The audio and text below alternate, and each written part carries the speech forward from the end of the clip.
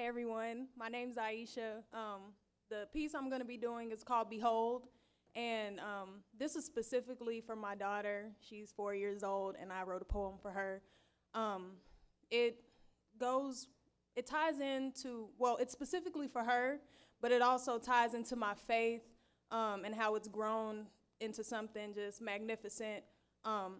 Before I actually really experienced Christ's love, I became a young mother at 18, and I went through an abusive relationship. I went through all domestic violence, and my life was almost taken. So, like I said, this poem is for her, and it also ties into my faith. So, behold.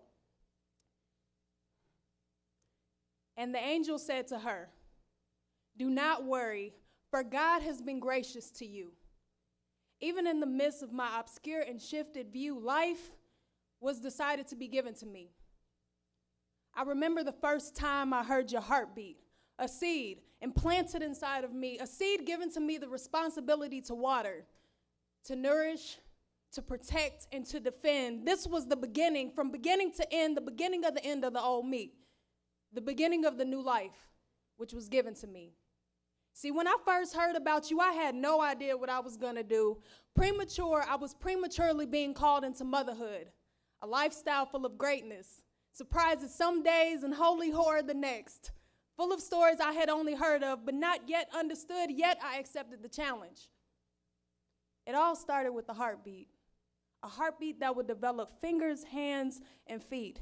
Hands and feet that will learn how to walk and eat. Hands and feet that would defeat the plans of the enemy. Hands and feet that would eventually endure the cross. Yet even in the midst of my obscure and shifted view, I knew that I would love you and that you would love me too with no conditions. Despite the mistakes, waves, and earthquakes that this life will bring, among the birds and beast things will spring from your heart that very thing, life, from the first time I heard your heartbeat. And I can imagine how Mary felt when that angel came to her saying, "Do not worry, for God has been gracious to you." Her plans becoming his plans becoming hers, intertwined into the plans of giving birth to the Savior of the earth. And just as he was born into a flesh suit to grow and demonstrate his love by dying for me and you, I promised to die to myself and bear the cross for you too.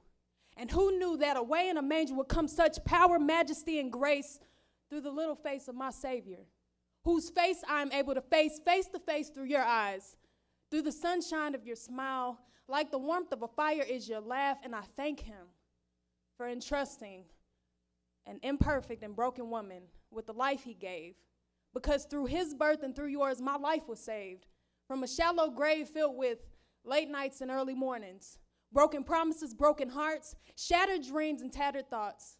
And each day I give him thanks for his grace, which is the meaning of your name. And I am reminded of this every time I look at you, of how it first became real to me, beginning with a heartbeat, and how the angel came to me saying, "Do not worry, for God has been gracious to you." Thank you.